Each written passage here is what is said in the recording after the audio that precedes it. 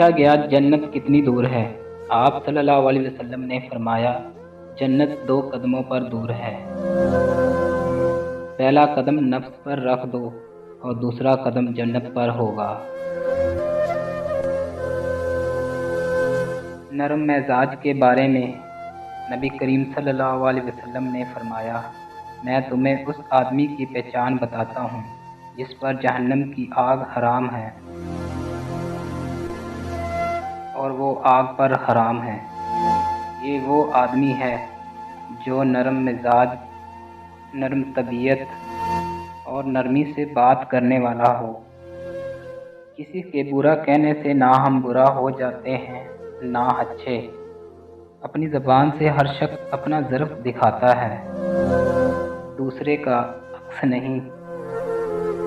صرف پیسے کا ہونا رزق نہیں ہے، نیک اولاد، اچھا اخلاق اور مخلص دوست بھی رزق میں شامل ہے۔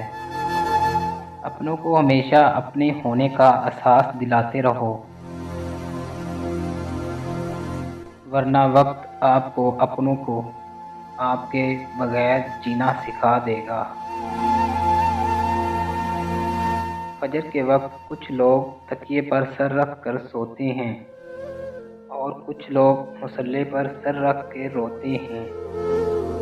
سونے والے خوبصورت خواب دیکھتے ہیں اور رونے والے خوبصورت تعمیر پاتے ہیں۔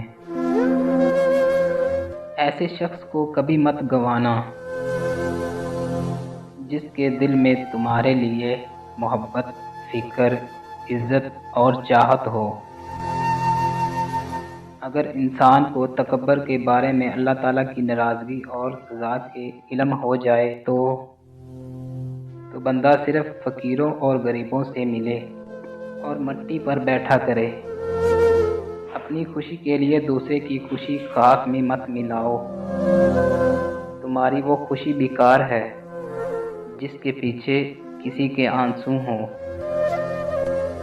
بیٹے کو اتنا پڑھاؤ کہ جہیز مانگنے کی ضرورت نہ پڑے اور بیٹی کو اتنا پڑھاؤ کہ جہیز دینے کی ضرورت نہ پڑے۔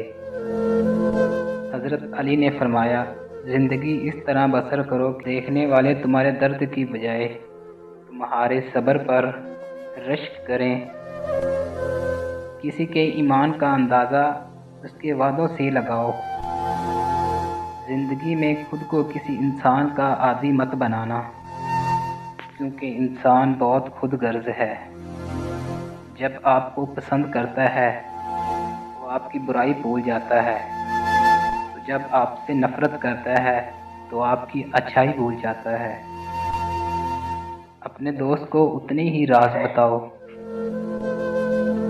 کل کو اگر وہ تم سے دشمنی پر آمادہ ہو تو تم کو کوئی نقصان نہ پہنچا سکے۔ جسے تقدیر پر یقین ہوتا ہے وہ اپنے اوپر نازل ہونے والی مصیبتوں سے نہیں گھبراتا۔ مجھے تعجب ہے اس شخص پہ جو اپنی برائیوں کو جانتا ہے لیکن جب اسے برا کہا جائے تو ناراض ہو جاتا ہے۔ کچھ لوگ جب روتے ہیں تو اس لیے نہیں کہ وہ کمزور ہوتے ہیں، بلکہ اس لیے مجبور رہتے رہتے تھک جاتے ہیں۔ علم تجھے راستہ دکھاتا ہے، علم تمہیں راستہ دکھاتا ہے اور عمل تمہیں مقصد تک پہنچا دیتا ہے۔ کسی انسان کی محبت پانا چاہتے ہو تو اس کو بتا دو، کیونکہ زندگی موقع کم اور دھوکہ زیادہ دیتی ہے۔ رسول اکرم صلی اللہ علیہ وسلم نے فرمایا اے عائشہ، کیا تم نے کبھی مجھے بری یا گندی زبان سے بات کرتے ہوئے سنا؟ یاد رکھو قیامت کے دن وہ لوگ اللہ تعالیٰ کی نظر میں سب سے برے ہوں گے جنہیں لوگ علیحدہ کر دیں، ان سے کنارہ کر لیں تاکہ ان کی فحش زبان یا گناہ سے اپنے آپ کو محفوظ رکھ سکیں۔ اے نبی، اپنی بیویوں سے اور اپنی صاحبزادیوں سے اور مسلمانوں کی عورتوں سے کہہ دو کہ اپنے اوپر اپنی چادریں لٹکا لیا کریں، اس سے بہت جلد اس کی شناخت ہو جایا کرے گی۔